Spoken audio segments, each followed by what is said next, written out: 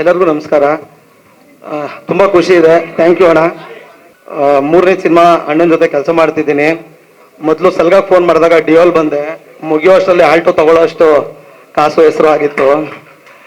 ಮತ್ತೆ ಆಲ್ಟೋಲಿ ಭೀಮಾ ಪೂಜೆಗೆ ಬಂದೆ. ಮುಗಿಯೋ ಅಷ್ಟರಲ್ಲಿ ಸ್ವಿಫ್ಟ್ ತೊಗೊಂಡೆ.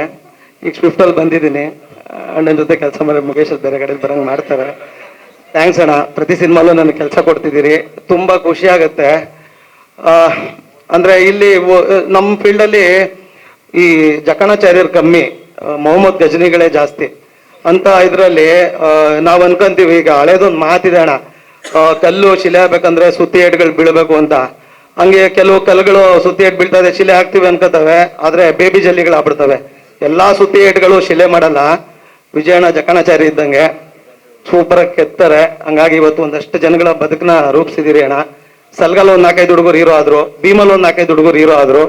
ಈ ಸಿನಿಮಾಲು ಹಂಗೆ ಒಂದಷ್ಟು ಜನಕ್ಕೆ ಒಳ್ಳೇದಾಗ್ಲಿ.